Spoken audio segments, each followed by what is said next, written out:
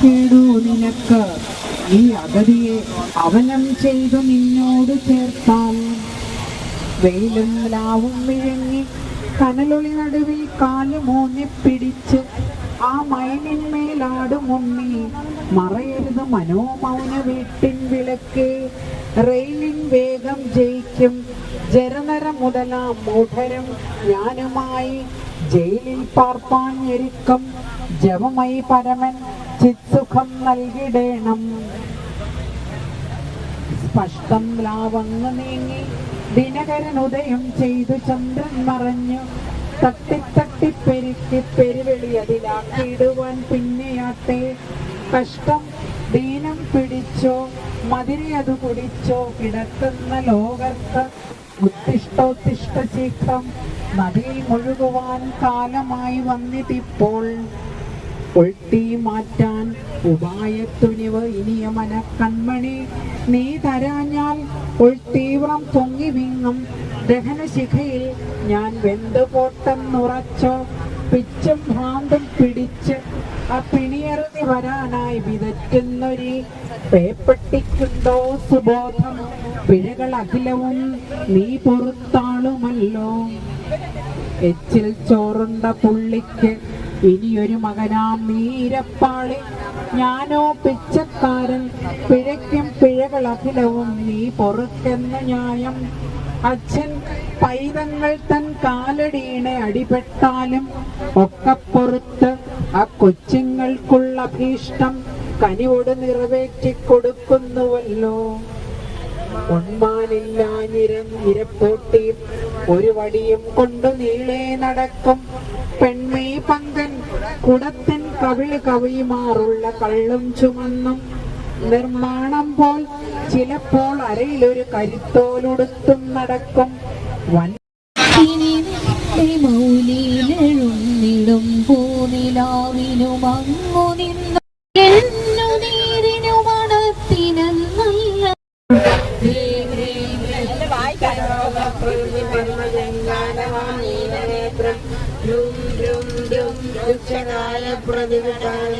പ്രതികൗശേയവസ്ത്രം ൗരവാദിദുരവരകുമരം ഭാവയേ ബാഹുലേയം ഹം ഹം ഹം ഹം പ്രവരസുവരം ഹസ്തം haem haem haem ഹീമമാനം ഹിംസയാ പ്രേമവീരം ഹും ഹും ഹും ഹും ഹും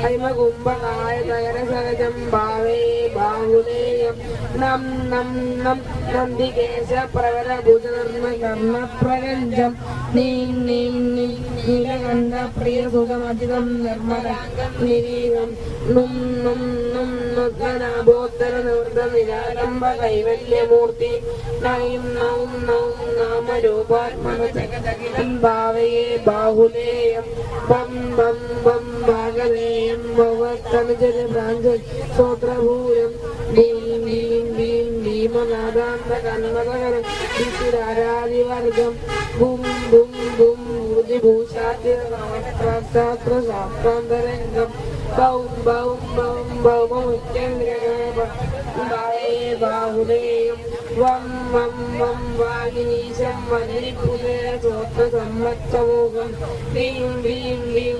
വീരവാഗുപ്രതിസഹജനം വിഘ്നരാജാനുജാതം ഭും ഭും ഭും ഭൂതനാഥം ഭുവനമിതേന കല്യാണശീലം വൗം വൗം വൗം ഭാവിനാരി പ്രജനമിശം ഭാവയേ ബാഹുലേയം.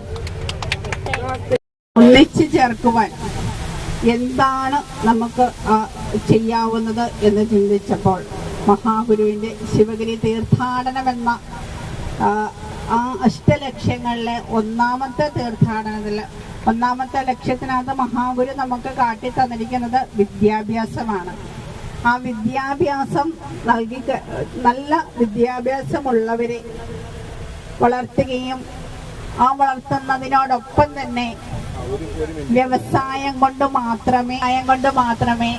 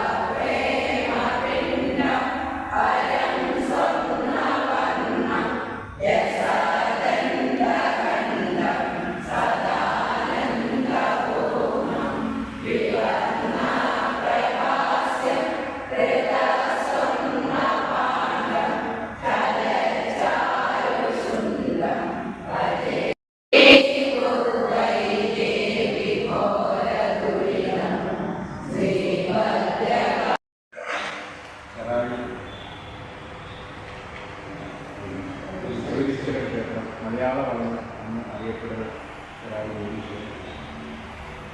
വലിയ ഭാഗ്യമാണ് നമുക്കെല്ലാവർക്കും ഇന്നിപ്പോൾ ഇവിടെ ഒരുപാട് അനുഭവങ്ങൾ ഈ ക്ഷേത്ര സംബന്ധമായിട്ട് ക്ഷേത്രത്തിൻ്റെ പൂജാവിധികൾ സംബന്ധമായിട്ട് നേരിട്ട് അനുഭവിച്ചിട്ടുള്ള ഒരു ദിവ്യ പുരുഷനാണ്. അദ്ദേഹത്തിൻ്റെ ഇവിടെ നമ്മൾ വന്ന സമയത്ത് അദ്ദേഹത്തിന് ഇല്ലാതെ നിങ്ങളുടെ ഔദ്യോഗിക നിർമ്മാണത്തിനായിട്ട് ഉണ്ടായിരുന്നില്ല എന്നാണ് അറിഞ്ഞത്. ഭഗവാന്റെ ഒരു അനുഗ്രഹത്താലും നമ്മുടെ ഭാഗ്യത്താലും അദ്ദേഹം ഇപ്പോൾ നമുക്ക് ഒരു സംഗീതനായിരിക്കില്ല.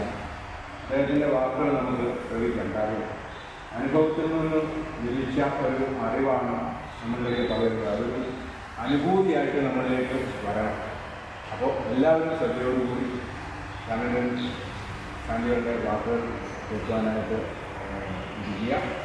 ഏറെ ബഹുമാനത്തോടുകൂടി പ്രിയപ്പെട്ട ഷില്ലിസാറുണ്ട്, രാജേട്ടനുണ്ട്, മറ്റ് ചെറായി ക്ഷേത്രത്തിൻ്റെ ഭാരവാഹികൾ എല്ലാവരും ഉണ്ട്. എല്ലാവരുടെയും അനുഭവത്തോടുകൂടി സ്വാമിൻ്റെ ശാന്തികൾ നമുക്ക് വേണ്ടി സംസാരിക്കുന്നതിന് വേണ്ടി ക്ഷണിക്കുന്നു.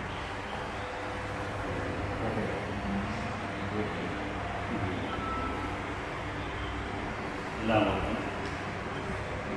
ഗുരുവാണ് നമസ്കാരം. കോട്ടയം അയ്യപ്പള്ളി ഭാഗത്തുനിന്നാണ് ആദ്യമായിട്ടാണ് ക്ഷേത്രത്തിൽ വരുന്നത്. തിരുമ്പോന്നിട്ടുണ്ട വന്നിട്ടുണ്ട്. അപ്പം എന്താ ഞാൻ പറഞ്ഞത് അറിയാൻ പറ്റുമായിരിക്കുമല്ലോ അല്ലേ? ഏതായാലും ഗുരുവിൻ്റെ പാദപത്രത്തിലേക്ക് പവിത്രമായ ഈ മണ്ണിൽ ചോടുമ്പോൾ തന്നെ 7 തലമുറ അപ്പുറം നമ്മളുടെ ശ്രേയസ്സിന് അത് ഗോചരമാണ്. ഗുരു പ്രതിഷ്ഠിച്ച് അനുഗ്രഹം കൊടുത്തിട്ടുള്ള ഒരുപാട് ക്ഷേത്രങ്ങളുണ്ട്. അതിൽ ഒരു പ്രത്യേക അനുഗ്രഹം കൊടുത്തൊരു ക്ഷേത്രമാണ് മലയാള പഴനിയാണ് എന്ന്. പഴനിയിൽ പോകാൻ കഴിയാത്ത ഭക്തർ ഈ ക്ഷേത്രത്തിൽ വന്ന് തൊഴുതാൽ പഴനിയിൽ പോകുന്ന അതേ അനുഭവവും അനുഗ്രഹവും ലഭിക്കും എന്ന് ഗുരു അനുഗ്രഹിച്ച മഹാക്ഷേത്രമാണ് മലയാള പഴനി. കൂടാതെ ഇവിടെ ഗണപതി ഭഗവാൻ, ശാസ്താവ്, മഹാദേവൻ, പാർവതി മാതാവ്, ശ്രീമുഖ. ഇവിടുത്തെ മുരുകനൊരു പ്രത്യേകത കൂടിയുണ്ട്. ദണ്ഡപാണിയാണ്. ദണ്ഡപാണി എന്ന് പറഞ്ഞു കഴിഞ്ഞാൽ ജ്ഞാനേശ്വരനാണ്. അറിവാണ് ജ്ഞാനേശ്വരൻ എന്ന് പറഞ്ഞാൽ അറിവിൻ്റെ ദേവനാണ്. നമുക്ക് അറിവ് തരുന്നത്, അതായത് നമുക്ക് ബോധം തരുന്നത്, നമ്മൾക്ക് സമാധാനം തരുന്നത്. അതാണ് പ്രതിഷ്ഠ. ഈ പ്രതിഷ്ഠയ്ക്കുള്ള പ്രത്യേകത ഗുരു പ്രതിഷ്ഠിച്ച എല്ലാ ക്ഷേത്രങ്ങളിലും, ഞാൻ 2 ക്ഷേത്രങ്ങളിലും മേൽശാന്തിയായിട്ട് നോക്കുന്ന ക്ഷേത്രത്തിൽ എൻ്റെ അനുഭവം എന്ന് പറഞ്ഞു കഴിഞ്ഞാൽ മറ്റൊരു ശിലക്കും ഇല്ലാത്ത ഒരു ചൂടെപ്പോഴും ഈ ശിലക്കും. ഞാൻ പറഞ്ഞിട്ടുണ്ട് മുമ്പ് ഞാൻ ആദ്യമായിട്ട് മൂത്തൂന്നൽ ക്ഷേത്രത്തിൽ അഭിഷേകത്തിന് വന്നപ്പോൾ എൻ്റെ ഗുരുനാഥനാണ് അവിടെ വന്ന് മേൽശാന്തി തന്ത്രി ചൂടുന്നത്. അപ്പോൾ അപൂർവമായിട്ടാണ് അന്ന് ഞാൻ അവിടെ 3-ാം ശാന്തിയാണ്. അഭിഷേകം ചെയ്യാനായിട്ടൊരു മേൽശാന്തിയും 2ാം ശാന്തിയും മാത്രമേ ചെയ്തു കഴിഞ്ഞാൽ ഒത്തിരി അഭിഷേകം ചെയ്യാൻ പാടുള്ളൂ. ഒരിക്കൽ എനിക്ക് അങ്ങനൊരു അവസരം കിട്ടി. ആദ്യമായി ഞാൻ 3ാം ശാന്തിയാണ്. വെള്ളമെടുത്ത് ഈ വിഗ്രഹത്തിൽ തൊട്ടപ്പോൾ കൊള്ളുന്ന ചൂട് ശരിക്കും ഞാനൊന്ന് ഭയപ്പെട്ടു വരും. ഞാൻ എൻ്റെ ഗുരുനാഥനോടൊപ്പം തന്നെ ചൊല്ലി ചോദിക്കുന്നു. എന്നോട് പറഞ്ഞു, ഗുരു പ്രതിഷ്ഠിച്ച ക്ഷേത്രമാണ്. എൻ്റെ പേര് രാമനാണ്, രാമചന്ദ്രൻ എന്നാണ്. അപ്പം എന്നെ ഗുരു വിളിക്കുന്ന രാമാണ്. പറഞ്ഞു, രാമനെ അറിയില്ലേ, ഗുരു പ്രതിഷ്ഠിച്ച വിഗ്രഹമാണത്, അതിന് ജീവനുണ്ട്, അതാണ് ചൂട്. ഈ ക്ഷേത്രത്തിൽ, ആ ക്ഷേത്രത്തിൽ 20 വർഷം ഞാൻ ഭഗവാനെ പൂജിക്കാനുള്ള അനുഭവം കിട്ടി. അവിടുത്തെ മേൽശാന്തിയായി. അതിനുശേഷം ഈ ക്ഷേത്രത്തിൽ വന്നിട്ട് 15 വർഷമായി.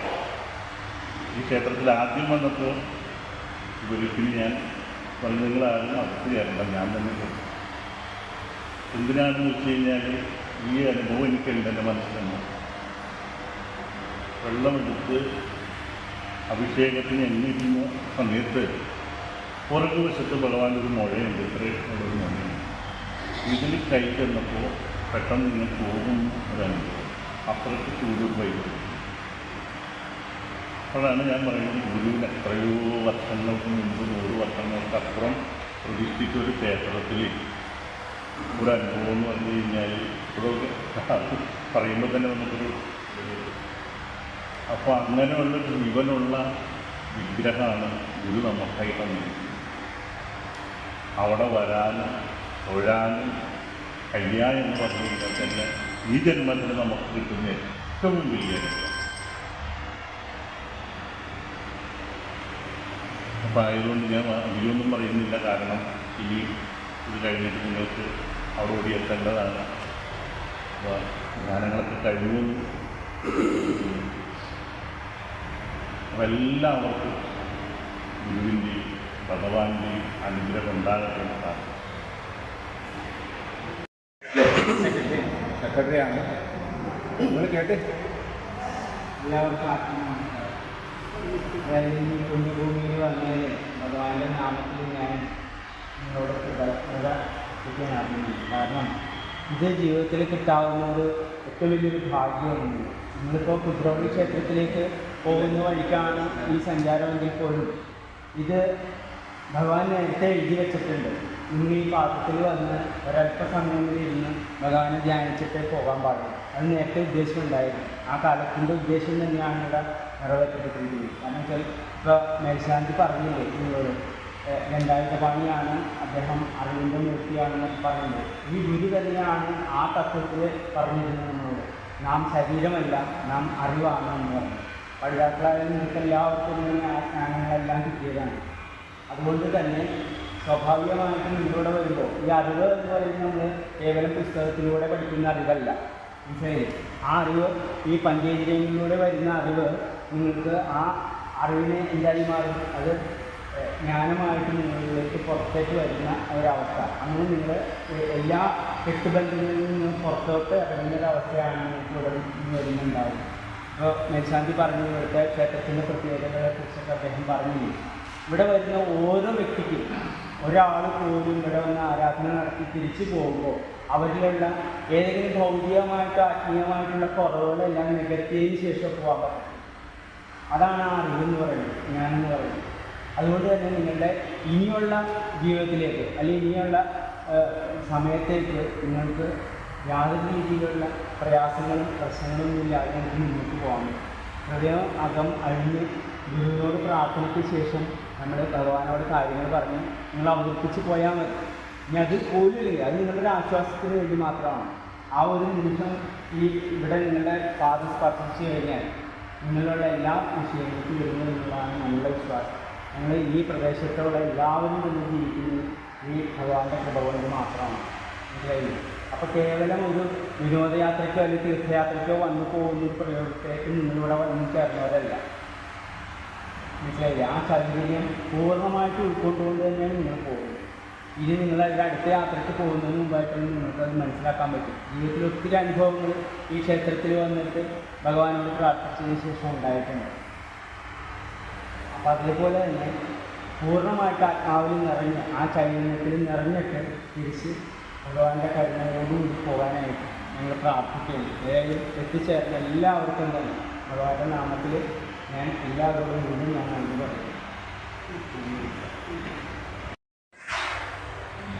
കോട്ടയം എല്ലാ ഗുരുദേവ പക്ഷാർക്കും നന്ദിയാണ് സ്വാഗതാശംസ. ഗുരുദേവൻ ജന്മം കൊണ്ടതല്ല, ഒരു പ്രത്യേക കാലഘട്ടത്തിലാണ്. നമുക്ക് 170 വർഷങ്ങൾക്ക് മുമ്പ് ആണ് ശ്രീനാരായണ ഗുരുദേവൻ ചെമ്പഴലി എന്ന കൊച്ചു ഗ്രാമത്തിൽ മാടനാശാൻ്റെ കുട്ടിയമ്മയുടെയും പുത്രനായിട്ട് അവിടെ ജന്മം കൊണ്ടു. ഗുരുദേവൻ ജനിക്കുമ്പോൾ തന്നെ അറിയാം, ഒരു ആ മുഖത്ത് ഒരു തേജോമയമായ പ്രകാശരൂപമാണ് അന്ന് ആ ജന്മം എടുത്തപ്പോൾ തന്നെ കണ്ടത്. അപ്പം അന്ന് അനാചാരങ്ങളും ഒത്തുകൂടായ്മയും വീട്ടിക്കൂടായ്മയും വഴി നടക്കാനുള്ള സ്വാതന്ത്ര്യവും ഇല്ലാത്ത ഒരു കാലഘട്ടത്തിലാണ് ഗുരുദേവൻ ജന്മം കൊണ്ടത്. ഗുരുദേവന് ഒരു 10-12 വയസ്സ് ആകുന്ന സമയം തൊട്ട് ഗുരുദേവൻ നമ്മുടെ ഈ ഈഴവരാതി പിന്നോക്ക വിഭാഗങ്ങളുടെ ആ അടിച്ചമർത്തപ്പെട്ട ഒരു വിഭാഗത്തിൻ്റെ ആ ജീവിതം വയ്യാത്ത ഒരു അവസ്ഥ കണ്ട് മനസ്സിലാക്കി അത് ഗുരുദേവൻ നമ്മുടെ അരുവിപ്പുറത്ത് അതുപോലെ കൊടിതൂക്കി മലയിലും മരുത്തുവ മലയിലും ഒക്കെ തപസ് ചെയ്തു നമ്മുടെ ഈ സമൂഹത്തെ ഒരു ഉന്നതിയിലേക്ക് കൈപിടിച്ച് ഉയർത്തുന്നതിന് വേണ്ടി അദ്ദേഹം ആ തപസ്സിലൂടെ നേടിയെടുത്ത ചില അനുഭവങ്ങളിലൂടെ നമ്മുടെ ഈഴവരാതി പിന്നോക്ക വിഭാഗങ്ങൾക്ക് ഉദ്ധരിക്കുന്നതിന് വേണ്ടിയുള്ള പ്രവർത്തിച്ചു പോകുന്നത്. അത് ഗുരുദേവൻ വളരെയധികം ത്യാഗങ്ങൾ സഹിച്ചാണ് നമുക്കിപ്പോൾ ഇന്നിപ്പോൾ ഇവിടെ ഒത്തുകൂടാനില്ല. ഇതുപോലെ വന്ന് നമ്മളുടെ പല ഗുരുദേവൻ പ്രതിഷ്ഠിച്ച ക്ഷേത്രങ്ങളിലെല്ലാം വന്നു പോകാൻ, അതുപോലെ മറ്റുള്ള ക്ഷേത്രങ്ങളിൽ പോയി ആരാധന നടത്താനുള്ള സാഹചര്യമൊക്കെ നമുക്ക് തന്നത് അരിപ്പുറം ശിവപ്രതിഷ്ഠയിലൂടെ. അതിനുശേഷം ഇവിടെ നമ്മൾ കൊല്ലവർഷം ഈ സഭ രൂപം ഉള്ളത് തന്നെ കൊല്ലവർഷം 1063 ഈ വിജ്ഞാനവർദ്ധന സഭ ഇവിടെ രൂപീകരിച്ചത്. ഒരു കൊല്ലവർഷം 1070 കാലഘട്ടത്തിൽ കൂടിയ യോഗത്തിലാണ് ഇവിടെ ഒരു ക്ഷേത്രം പണിയണമെന്ന്, ഇവിടെ പ്രതിഷ്ഠ നടത്തണമെന്നൊക്കെ ഒരു തീരുമാനം ഉണ്ടാക്കിയത്. അത് കൊല്ലവർഷം 1087 ഇവിടെ പ്രതിഷ്ഠ നടത്തിയത് ഗുരുദേവൻ. ആ സമയത്ത് ഗുരുദേവൻ ഈ പ്രതിഷ്ഠ കഴിഞ്ഞ് ഇവിടെ ഒരു അഭിഷേകം നടത്തി. എന്ന് വെച്ചാൽ ഇവിടെ മകരമാസം 9-ാം തീയതി മകൻ നക്ഷത്രത്തിലാണ് ഈ പ്രതിഷ്ഠ നടന്നത്. അപ്പം അന്ന് ആദ്യമായിട്ട് ഇവിടെ ഒരു അഭിഷേകം ചെയ്തത്, എല്ലാവരോടും അഭിഷേകത്തിനുള്ള ദ്രവ്യങ്ങൾ കൊണ്ടുവരാൻ പറഞ്ഞു. അതിൽ പലരും പല ഇതും കൊണ്ടുവന്നു. ഇതിലാദ്യം ഗുരുദേവൻ വാങ്ങിച്ചത് തേൻ ആരെങ്കിലും കൊണ്ടുവന്നിട്ടുണ്ടായിരുന്നു. ആ തേൻ വാങ്ങിച്ചാണ് ആദ്യം അഭിഷേകം ചെയ്തത്. ആ തേൻ കൊണ്ട് അഭിഷേകം ചെയ്തത് തന്നെ നമ്മളുടെ അനേകം തേനീച്ചകൾ ശേഖരിച്ച് കൊണ്ടുവന്ന ആ ഒരു ദ്രവ്യമാണ് തേൻ. അപ്പോൾ വളരെയധികം ഒരു കൂട്ടായ്മ കൂടുന്ന ഒരു കൂട്ടായ്മ ഉണ്ടാക്കുന്നതിന് വേണ്ടിയാണ് അതിൻ്റെ ഉദ്ദേശം. ആ ഉദ്ദേശത്തിലൂടെയാണ് അന്ന് അഭിഷേകം നടത്തിയത്. ആ പ്രതിഷ്ഠ കഴിഞ്ഞ് ഇവിടെ ക്ഷേത്രം പണിയണമെന്ന് ഇവിടുത്തെ സഭ ഭാരവാഹികൾ അന്ന് നിർദ്ദേശിക്കുകയും ക്ഷേത്രം പ്രതിഷ്ഠ കഴിഞ്ഞ് ഗുരുദേവന ഈ ക്ഷേത്രത്തിൻ്റെ രക്ഷാധികാരിയായിട്ട് ഗുരുദേവനെയാണ് അത് ഇവിടെ അന്ന് തീരുമാനിച്ചത്, ഈ യോഗം തീരുമാനിച്ചത്. അന്നും ഇന്നും ഗുരുദേവനെയാണ് നമ്മൾ ഇവിടുത്തെ അധ്യക്ഷ സ്ഥാനത്തേക്ക് നിർദ്ദേശിച്ചിട്ടുള്ളത്. അപ്പോൾ ഇവിടുത്തെ ഈ ക്ഷേത്രത്തിൽ ഉത്സവ പരിപാടിയൊക്കെ നടക്കുന്നതിന് മുമ്പായിട്ട് ശിവഗിരിയിൽ ചെന്ന് നമ്മൾ അനുവാദം വാങ്ങിച്ച് അവിടെ ഒരു ചെറിയൊരു സംഖ്യയൊക്കെ അടച്ച് അതിനുശേഷമാണ് ഇവിടെ ഈ ഉത്സവ ചടങ്ങുകളൊക്കെ നടത്തുന്നത്. ഇവിടെ ഏകദേശം നമുക്കിപ്പോൾ ഗുരു മുമ്പ് പറഞ്ഞിട്ടുണ്ട് കരി വേണ്ട, കരിമരുന്ന് വേണ്ട എന്നൊക്കെ. എങ്കിലും ഇവിടുത്തെ ആളുകൾക്ക് ഒരു പ്രത്യേകതയെന്ന് പറഞ്ഞാൽ ഈ ആനകൾ, കുറേ ആനകളെ കൊണ്ടുവന്ന് നിർത്തി ഉത്സവം നടത്തുന്നവർ ഇതിലേക്കാണ് ഇവിടുത്തെ ജനങ്ങൾക്ക് പൊതുവായിട്ട് താല്പര്യം. അങ്ങനെ 32 ആനകളെ വരെ ഇവിടെ നിർത്തി ഉത്സവം നടത്തിയിട്ടുണ്ട്. ഇന്നിപ്പോൾ 15 ആനകളെ വെച്ചാണ് ഉത്സവം നടത്തുന്നത്. അത് ആ പറഞ്ഞ ഇതിൽ ഇപ്പോൾ കരിമരുന്നൊക്കെ ഏതായാലും നിന്ന് കൊണ്ടിരിക്കുന്നു. പിന്നെ ആനകളുടെ കാര്യത്തിൽ നമുക്ക് അത് അവസാനിപ്പിക്കാൻ പറ്റാത്തൊരു സ്ഥിതിയിൽ ഇപ്പോഴും 15 ആനയുടെ ഉത്സവം ഇവിടെ എല്ലാ വർഷവും നടത്തിക്കൊണ്ടിരിക്കുന്നു കുറച്ച് കാലങ്ങളായി. അതുപോലെ തന്നെ നമ്മുടെ ഈ സഭയ്ക്ക് 2 LP സ്കൂളുണ്ട്, ഒരു UP സ്കൂളുണ്ട്, ഒരു ഹൈസ്കൂളുണ്ട്, ഒരു ഹയർ സെക്കൻഡറി സ്കൂളുണ്ട് ഈ സഭയുടെ കീഴിൽ. ഇതെല്ലാം വളരെ ഭംഗിയായിട്ട് നല്ല കുട്ടികൾക്ക് നല്ല ഒരു 100% വിജയം കൈവരിക്കുന്ന ഒരു സ്ഥിതിയിലേക്ക് തന്നെയാണ് പോയിക്കൊണ്ടിരിക്കുന്നത്. ഇവിടുത്തെ അധ്യാപകരെല്ലാം വളരെയധികം ബ്രില്യൻ്റായ അധ്യാപകരാണ് ഇവിടെ ക്ലാസ് നടത്തുന്നത്. അപ്പോൾ അതിലൂടെയെല്ലാം വൻ വിജയത്തിലേക്കാണ് മുന്നോട്ട് പോയിക്കൊണ്ടിരിക്കുന്നത്. അതുപോലെ നമ്മൾ ഇവിടെ മലയാളപ്പഴനി എന്ന് വിശേഷിക്കപ്പെട്ട ഈ ക്ഷേത്രത്തിൽ വളരെ അകലെ നിന്നൊക്കെ വളരെയധികം ഭക്തന്മാരൊക്കെ ഇവിടെ എത്താറുണ്ട്. അവരെല്ലാം ഈ മലയാളപ്പഴനി എന്ന ഗുരുദേവൻ്റെ പാദസ്പർശമേറ്റ ഈ പുണ്യഭൂമി സ്പർശിച്ച് കഴിയുമ്പോൾ തന്നെ അവർക്ക് ഒരു വലിയൊരു പ്രത്യേകത അനുഭവപ്പെടുന്ന സ്ഥിതി ഇവിടെ ഈ സ്ഥലത്തിനുണ്ട്. അതുപോലെ എല്ലാ സ്ഥലങ്ങളിൽ നിന്നും എത്തുന്നവർ ഇവിടെ ഈ ക്ഷേത്രത്തിൽ ഒരു പ്രത്യേകത ഉള്ളതെന്ന് പറഞ്ഞാൽ ക്ഷേത്രത്തിനകത്ത് പ്രതിഷ്ഠ നടത്തിയ ശ്രീകോവിൽ ചതുർമുഖ കോവിലാണ്. ഇത് നമ്മുടെ മറ്റ് ഭാഗങ്ങളിലെല്ലാം കാണാൻ പറ്റാത്ത വിധത്തിലുള്ള ഒരു ചതുർമുഖ കോവിലാണ് ഇവിടെ ഉള്ളത്. അത് തന്നെ ഒരു പ്രത്യേകതയുണ്ട്. അതുപോലെ ഇവിടെ ശിവകുടുംബമാണ്, അതുപോലെ അയ്യപ്പനുണ്ട്, നവഗ്രഹങ്ങളുണ്ട്. അപ്പോൾ അതുമൊക്കെ ഒരു വളരെയധികം പ്രത്യേകതയുള്ള ഒരു ക്ഷേത്രമാണ്. ഇവിടെ നിങ്ങൾക്ക് എത്തിച്ചേരാൻ കഴിഞ്ഞതിൽ, ഇവിടെ വന്ന് പ്രാർത്ഥന നടത്താൻ കഴിഞ്ഞതിൽ നിങ്ങൾക്കെല്ലാവർക്കും വളരെയധികം ഒരു മനസ്സിൽ വളരെ ഒരു അനുഗ്രഹം ഉണ്ടാകും. അത് ഉണ്ടാകട്ടെ എന്ന് മാത്രം ആശംസിച്ചുകൊണ്ട് ഞാൻ എൻ്റെ വാക്കുകൾ വിശംസിക്കുന്നു. പല ആരോഗ്യമാണ് പഠനകേന്ദ്രത്തിൻ്റെ ഭാഗമായിട്ട് വന്നിട്ട് പുതിയ ആരോഗ്യമായിട്ട് മാറിയിരിക്കുന്നു. പല യാത്രകളിലും നമ്മളോടൊപ്പം ഉള്ള ആളാണ്. അദ്ദേഹത്തിൻ്റെ അനുഭവം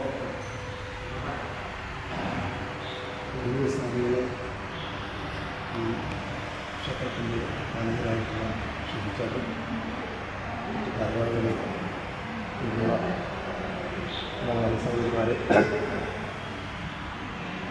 ഈ ദിവസത്തിൽ ഈ ഓർമ്മ വരുന്നത് കഴിഞ്ഞ തവണ സാറിൻ്റെ ഒപ്പം ഈ ക്ഷേത്രത്തിൽ വന്ന കാര്യമാണ്. അന്ന് ഞങ്ങളെ സ്വീകരിച്ച് സെക്രട്ടറിയായിട്ട് ക്ഷണിച്ചിട്ടുണ്ട്. അദ്ദേഹം ഇതുപോലെ തൊഴിൽ കൈകളോടെയാണ് ഞങ്ങൾ ഓരോരുത്തരെയും ഇന്നും തൊഴിൽ കൈകളോടെ സ്വീകരിച്ചപ്പോൾ അദ്ദേഹം തന്നെ പറഞ്ഞു, നിങ്ങൾ ഓരോരുത്തരും ഇത്രയധികം തിരക്കുള്ള ഈ സമയത്ത് ഭഗവാന് വേണ്ടി മാത്രം ഈ ദിവസം മാറ്റിവെച്ച് ഞങ്ങളുടെ ഈ ക്ഷേത്രത്തിലേക്ക് കടന്നു നിങ്ങളെ കൈകൊണ്ടവരാണ്. ഞങ്ങളെ സ്വീകരിച്ചത് തൊഴിലുകയോടെയാണ്. പക്ഷേ ഇവിടെ വലിയ സത്സംഗങ്ങളും മറ്റുമുണ്ടായിരുന്നു. നമ്മുടെ പ്രസാദ് സാറിൻ്റെ നേതൃത്വത്തിൽ അങ്ങനെ വളരെ രുചികരമായ ഭക്ഷണം ഞങ്ങൾക്ക് തന്നു. ഏറ്റവും ഒടുവിൽ ഞങ്ങളെ ബസ്സിൽ കയറ്റി വിടാൻ അദ്ദേഹം ഞങ്ങളൊപ്പം വന്നു എന്ന് പറഞ്ഞു. ഓരോ ആളുകളെ ബസ്സിൽ കയറ്റി വിട്ട് തൊഴിലുകയോടെ ഞാനതിൻ്റെ ശാഖയിലൊക്കെ പോയി എല്ലാവരും പറഞ്ഞു. നമ്മൾ ക്ഷേത്രത്തിൽ നിന്നൊക്കെയുള്ള ഭാരവാഹികൾ പെരുമാറുന്ന വാർത്തകൾ വളരെ അത്ഭുതം തോന്നുന്നു. എത്ര ഹൃദ്യമായ പെരുമാറ്റം! ഇതെല്ലാം ഭഗവാന്റെ അനുഗ്രഹമാണ്. നമ്മളെ കാണുന്നത് തന്നെ ഈശ്വരീയമായ ഒരു കാഴ്ചപ്പാടിലാണ് ഇത് നമ്മളെ കാണുന്നത്. നമുക്ക് ഇതിൽ നിന്ന് മനസ്സിലാക്കേണ്ടത്, നമ്മൾ എവിടെ ചെന്നാലും ഓരോ വ്യക്തികളെ ഈശ്വരൻ്റെ ഗുരുബന്ധമായിട്ട് തന്നെ കാണുന്നത്.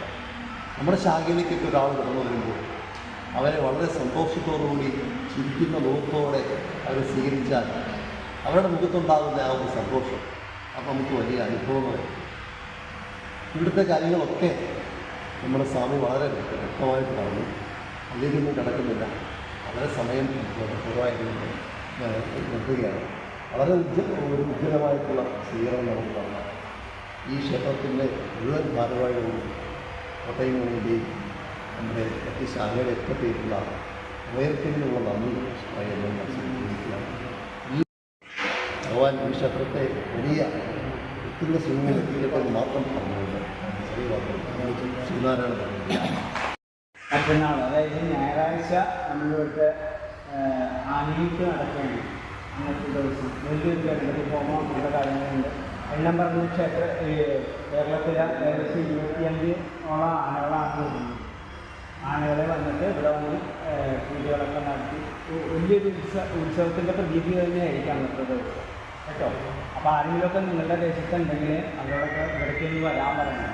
ഈ മനോഹരമായ കാഴ്ചകൾ കണ്ടിട്ട് ഭഗവാൻ ഗണപതിസ്വാമിയോട് ആ അനുഗ്രഹത്തിന് പാത്രങ്ങളാവാനായിട്ട് എല്ലാവരും ഇതിനോടൊപ്പം തന്നെ ആഹ്വാനിക്കും കേട്ടോ. പിന്നെ എപ്പോഴെങ്കിലും നിങ്ങൾ ഈ ശ്രീനാരായണ പഠനങ്ങളിൽ ഇരിക്കുന്ന സമയത്ത് ജീവകാരുണ്യ പഞ്ചകം എന്ന് പറയുന്നത് വായിച്ചിട്ടുണ്ടോ? അത് നമ്മുടെ ഈ ക്ഷേത്രത്തിൻ്റെ ഈ നിലയിൽ ആ ഭാഗത്ത് നിന്നിട്ടാണ് ഗുരു എഴുതിയത് കേട്ടോ. അതും കൂടി ഒരു ഓർമ്മ വേണം. ചെറായിൽ വെച്ചിട്ടാണ്. നിങ്ങൾ ചെറായിക്കാർക്ക് മാത്രമല്ല അത് എഴുതി തന്നിരിക്കുന്നത്, മനസ്സിലായില്ലേ? മാനവരാശിക്കും മൊത്തത്തിൽ എഴുതി തന്നിരിക്കുന്നത് ആ ഒരു ഓർമ്മയും കൂടിയാണ്. നേരത്തെ ഞാനത് പറയാൻ വിട്ടുപോയതാണ്. ഗുരു ഇവിടെ വരുന്ന സന്ദർഭങ്ങളിലൊക്കെ ഉപയോഗിച്ചിരുന്ന കട്ടിലും കാര്യശൈലിയുമാണത്, മനസ്സിലായില്ല? ഇപ്പോഴും പവിത്രമായിട്ട് തന്നെ സൂക്ഷിക്കുന്നു. അതേപോലെ ആ കാലഘട്ടത്തിൽ ഗുരു ഇവിടെ വന്നപ്പോൾ ഇവിടെയൊക്കെയും ഇവിടുന്ന് പണങ്ങൾ ഇവിടുന്ന് പലർക്കും നിന്ന് കിട്ടുന്ന പണങ്ങളൊക്കെ ഇവിടെ ശേഖരിച്ച് ഇവിടെ വെക്കുമായിരുന്നു. അതിനുശേഷം ആർക്കെങ്കിലൊക്കെ എന്തെങ്കിലും ആവശ്യങ്ങൾ, ഭൗതിക ആവശ്യങ്ങൾ വരുന്ന സമയത്ത് അദ്ദേഹം കത്ത് കൊടുത്തു വിടുമായിരുന്നു ഇവിടുത്തെ അധ്യക്ഷന്. അതായത് ഈ വരുന്ന ആൾവശം ഇത്ര രൂപ കൊടുത്തു വരണമെന്ന്. അങ്ങനെ ഒറിജിനലായിട്ടുള്ളൊരു കത്തും ഇവിടെ ഞങ്ങൾ സൂക്ഷിച്ച് വെച്ചിട്ടുണ്ട് സഭയുടെ. അന്ന് സാറിനെ കാണിച്ചു തന്നായിരുന്നു. അതേപോലുള്ള കാര്യങ്ങളൊക്കെ ഇവിടെ വളരെ പവിത്രമായിട്ട് തന്നെ കൊണ്ടാടക്കുന്നുണ്ട്. അപ്പോൾ ഗുരുവും ഈ സഭയും തമ്മിലുള്ള ബന്ധത്തെക്കുറിച്ച് ഞാൻ കുറച്ച് ഡീപ്പായിട്ട് പറയണമെന്ന് വിചാരിച്ചാണ്. പക്ഷേ നിങ്ങൾക്ക് സമയമില്ലല്ലോ. ഏതായാലും അടുത്ത പ്രാവശ്യം വരുമ്പോൾ വളരെ മനോഹരമായ ഒരു രീതിയിൽ നമുക്ക് ഒരു ദിവസവും ഇവിടെ തങ്ങി പ്രാർത്ഥിച്ചിട്ട് പോകാനൊരു അവസരം ഭഗവാൻ ഉണ്ടാക്കി തരട്ടെന്ന് ഞാൻ ആശംസിക്കുന്നു. പുതുതായിട്ട് നമ്മൾ സ്ഥാപിക്കാൻ വേണ്ടി പലരും വേറെ ബുദ്ധിമുട്ടൊന്നുമില്ലെങ്കിൽ പോലും മരത്തിൻ്റെ ഒരു കൊടുമരം നമ്മളിവിടെ ചെയ്യുന്നുണ്ട്. അതിപ്പോൾ എണ്ണത്തോണിയിൽ കൈലാനിവാസത്തിലാണത്. ഈ ഏകദേശം ഒരു 3-4 മാസത്തിനുള്ളിൽ ഭഗവാൻ അനുവദിക്കുകയാണെങ്കിൽ അതിൻ്റെ പൂർണ്ണമായ പണി തീരുമെന്നുള്ള വിശ്വാസത്തിലാണ് നമ്മൾ ഇരിക്കുന്നത്. അതേപോലെ ക്ഷേത്രത്തിൻ്റെ പുനരുദ്ധാരണം അങ്ങനെയുള്ള കാര്യങ്ങളുമായിട്ടാണ് മുന്നോട്ട് പോകുന്നത് കേട്ടോ. അതും പറയാൻ കുറച്ച് സമയം പിടിക്കുന്നത്. വർഷങ്ങൾക്ക് മുമ്പ് ഒരു ത്രിമൂർത്തി സന്ധ്യ ഉണ്ടായിരുന്ന സ്ഥലമാണ്. സഹോദരനയ്യപ്പനും കുമാരനാശാനും ഗുരുവും ഒരുമിച്ച് നിന്നിരുന്ന സ്ഥലം കൂടിയാണ്, മനസ്സിലായില്ലേ? ആ സമയങ്ങളിലാണ് അന്ന് നമുക്ക് എഴുതാനും വായിക്കാനും അങ്ങനെയുള്ള സ്വാതന്ത്ര്യങ്ങളൊക്കെ ഇല്ലാതിരുന്ന ഒരു കാലഘട്ടത്തിൽ പ്രതിഭ എന്ന് പറയുന്നൊരു മാസിക ഈ വിജ്ഞാനവർദ്ധനി സഭയിൽ നിന്ന് ഇറക്കിയിരുന്നു. ഏകദേശം ഒരു 11ഓളം എഡിഷൻ നമ്മളിവിടെ നിന്ന് ഇറക്കിയിട്ടുണ്ട് ആ കാലഘട്ടങ്ങളിൽ. പ്രതിഭ എന്ന് പറയുന്ന മാസിക. അതിൻ്റെ എഡിറ്ററായിരുന്നു, ചീഫ് എഡിറ്ററായിരുന്നു കുമാരനാശാൻ. ആ ഒരു പ്രത്യേകതയുണ്ട്. അപ്പോൾ ആ ത്രിമൂർത്തി സന്ധ്യയും കൂടി ഉണ്ടായിരുന്ന ഒരു സ്ഥലം കൂടിയാണ് കേട്ടോ. ആയിക്കോട്ടെ, താങ്ക് യു. ആത്മീയമായ മേൽശാന്തി ചെറായി യൂരീശ്വര ക്ഷേത്രത്തിൻ്റെ പ്രസിഡന്റ്, സെക്രട്ടറി, മറ്റു ഭാരവാഹികൾ, നമ്മുടെ മലയപ്പള്ളി ശാഖയിൽ നിന്ന് ഈ യാത്രയിൽ ചേർന്ന പഠിതാക്കളും ഈ ക്ഷേത്രങ്ങളെ സന്ദർശിക്കുവാൻ എത്തിയിട്ടുള്ളവരുമായ പ്രിയപ്പെട്ടവർ, നമ്മുടെ യാത്ര 2:40 നമ്മൾ മലയപ്പള്ളിയിൽ നിന്ന് ഇറങ്ങിയത്. ഏതാണ്ട് യാത്രയുടെ ഈ ഘട്ടത്തിലെല്ലാം വളരെ ബ്ലോക്കുകളും ഒക്കെ പെട്ട് ഞങ്ങളന്നേരം രഞ്ജിത്ത് പറയുകയുണ്ടായി, നമുക്ക് ജീവാരാധന കാണാനുള്ളൊരു ഭാഗ്യം ഉണ്ടാകുമെന്ന് അറിഞ്ഞുകൂടാ. എന്തായാലും ഞങ്ങളോടുള്ള ഒരു അനുഗ്രഹമായിരിക്കും, പക്ഷേ ഭഗവാൻ ഞങ്ങളോടുള്ള കാരുണ്യമായിരിക്കും. ഞങ്ങൾ വന്ന് കയറിയപ്പോഴാണ് ഇവിടെ ജീവാരാധന നടക്കുന്നത്. എല്ലാവരും എല്ലാ നടകളിലും വന്ന് തൊഴുവാനുള്ള അനുഗ്രഹം കൂടി ഉണ്ടായി. അതുപോലെ തന്നെ ഞാൻ തൊഴുതിറങ്ങിയപ്പോൾ ഞാൻ ഇവിടെ പറയുകയുണ്ടായി നമ്മുടെ രാജീവിനോട്, ഇത്രയും നല്ല മനോഹരമായ ഒരു ക്ഷേത്രമാണ്. കൊടിമരം മാത്രം ഒരു പ്ലാവ് പിടിച്ച് നിൽക്കുന്ന ഒരു ഭംഗിയായി എനിക്ക് തോന്നുന്നു. ഞങ്ങൾ പറയുകയായിരുന്നു. അപ്പം സെക്രട്ടറി ഇപ്പം പറയുകയാണത് വളരെ കാലാനുസൃതമായിട്ട് മാറ്റുവാനുള്ള തീരുമാനം എടുത്തിട്ടുണ്ടെന്നും അതിന് ഞങ്ങൾക്ക് വളരെ സന്തോഷമുണ്ട്. എന്തായാലും ഇവിടെ ഞങ്ങളെ ഇവിടെ വളരെ കാര്യമായിട്ട് സ്വീകരിക്കുകയും നമ്മുടെ അദ്ദേഹം പറഞ്ഞ മാതിരി തൊഴുകയോടുകൂടി ഞങ്ങളെ ഇവിടെ സ്വീകരിച്ച ഭാരവാഹികളോടുള്ള നന്ദി ഭഗവാന്റെ നാമത്തിൽ ഞങ്ങൾ ഇവിടെ അർപ്പിക്കുകയാണ്. എല്ലാവർക്കും ഭഗവാന്റെ കൃപയുണ്ടാവട്ടെ. ഈ ക്ഷേത്രം ഉത്തരോത്തരം അഭിവൃദ്ധി പ്രാപിക്കാനുള്ള അനുഗ്രഹം ഉണ്ടാവട്ടെ. ഭഗവാൻ പറഞ്ഞ മാതിരി കെട്ടും കെടാതെയും ഇരിക്കുന്ന ഒരു ക്ഷേത്രമാണെന്നാണ് അദ്ദേഹം പറഞ്ഞത്. ഒരിക്കലും കെടാതെ ഭംഗിയായിട്ട് ആ ജീവൻ ജ്വലിക്കുന്ന രീതിയിൽ ജീവിതത്തിൽ ഈ ക്ഷേത്രത്തിന് എല്ലാവിധ ഐശ്വര്യങ്ങളും ഉണ്ടാവട്ടെ എന്ന് പ്രാർത്ഥിച്ചുകൊണ്ട് എല്ലാവർക്കും ഒരിക്കൽ കൂടി നന്ദി രേഖപ്പെട്ടുകൊണ്ട് ഞാൻ വാക്കുകൾ നിർത്തുന്നു. ഇദ്ദേഹം എല്ലാവരെയും അനുഗ്രഹിക്കും.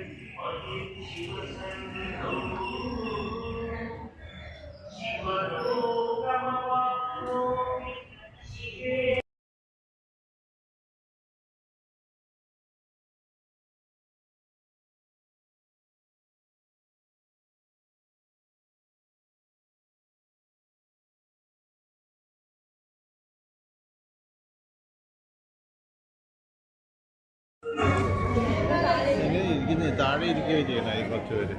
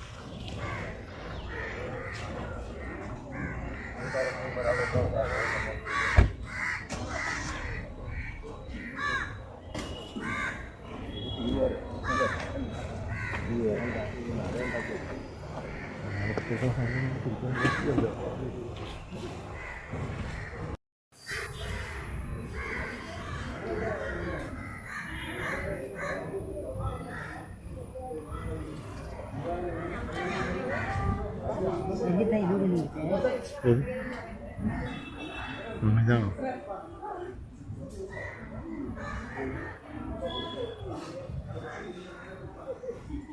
അറിയാം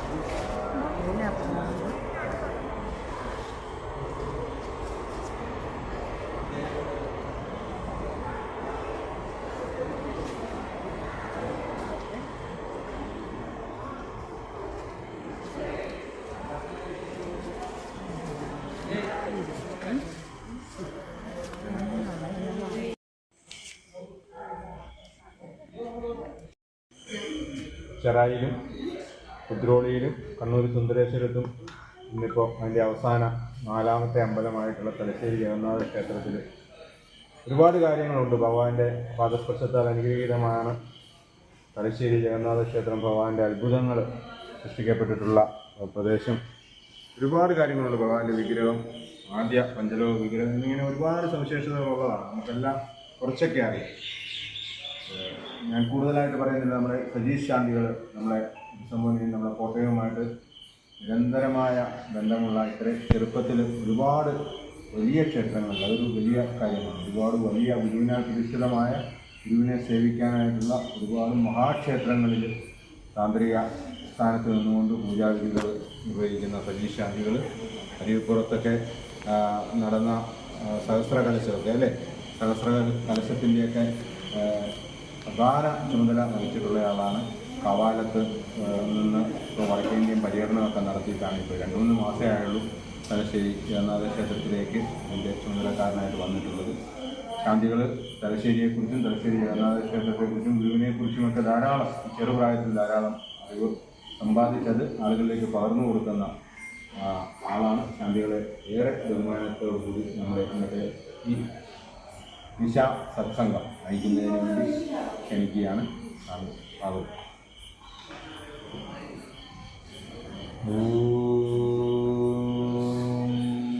ശിവഗിരിശിഖരാഗ്രേ ദിവ്യപത്മാസനസ്ഥം വരദമഭയഗസ്തം പാവവിദ്വം സുപാദം സുജനനിഗ്രസേവ്യം ചാരുതാരുണ്യനേത്രം കലികലുഷവിനാശം നൗമി നാരായണാഖ്യം.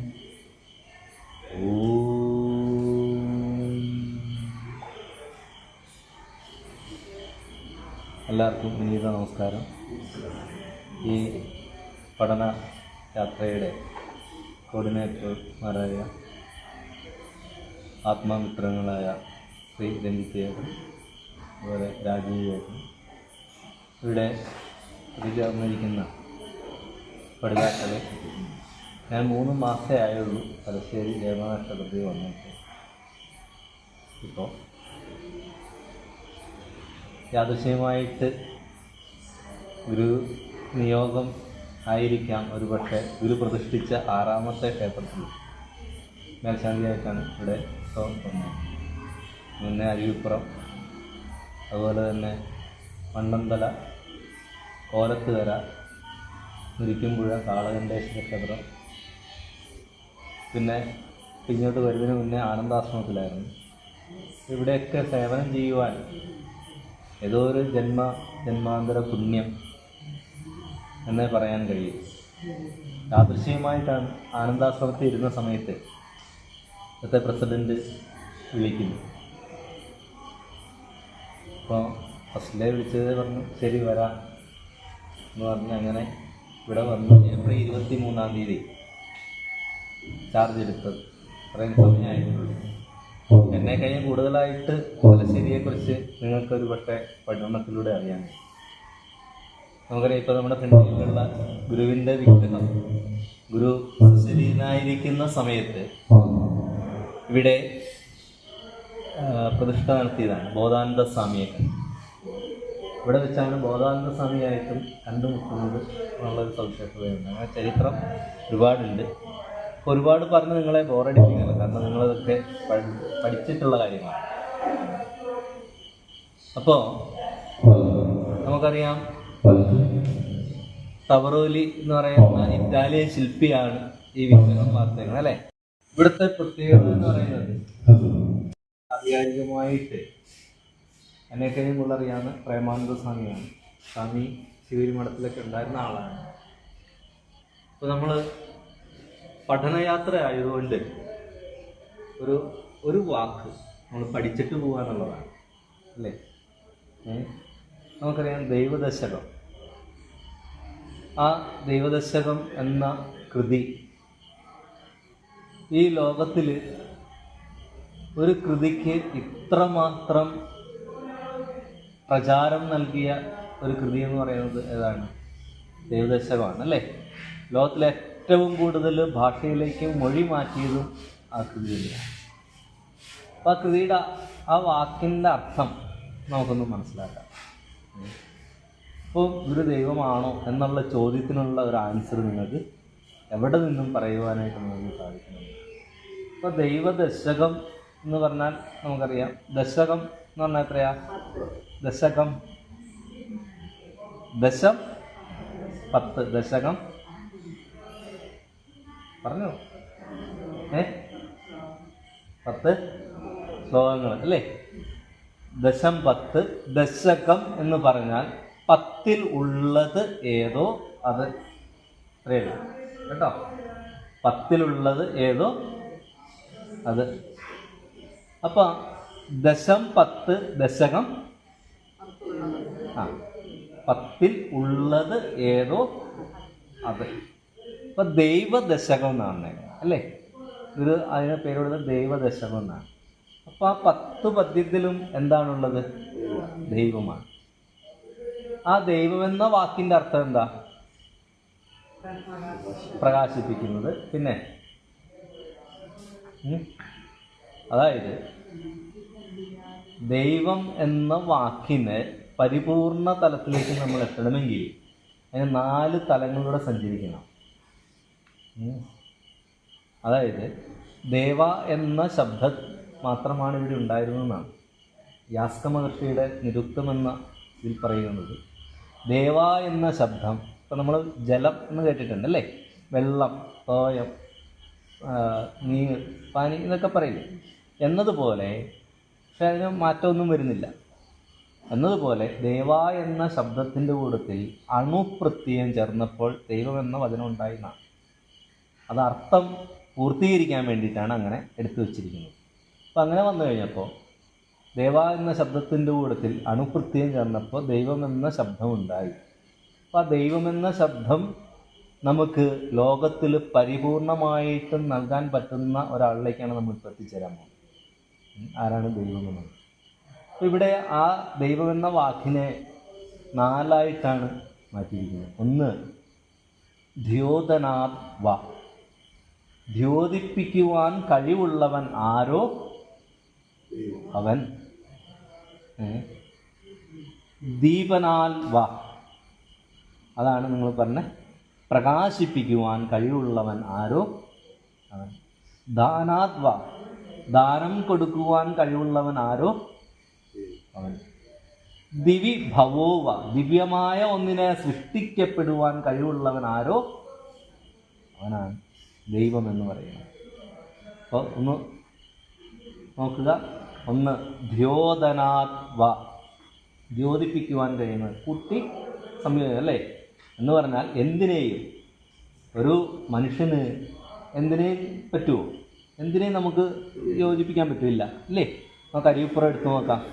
അരിപ്പുറം ശിലയോട് ചേർന്ന് ഉരുകി ചേർന്നെങ്കിൽ അത് യോജിപ്പീരല്ലേ? ഒരു ശിലയോട് ഉരുകി ചേർന്നെങ്കിൽ നമുക്കറിയാം ഏതാണ്ട് 3000 ഡിഗ്രി ചൂട് വേണം അല്ലേ? അതാണ് അഗ്നിപർവ്വതമൊക്കെ പൊട്ടി ആ ലാവ വരുന്നതിന് കാരണം. അപ്പം എന്നതുപോലെ അപ്പം അത്രമാത്രം ദ്യോതിപ്പിക്കുവാൻ കഴിവുണ്ടായിരുന്ന ആളാരാണ്? ആർക്കാണ്? പറ. ഗുരുദേവൻ മാത്രമാണ്.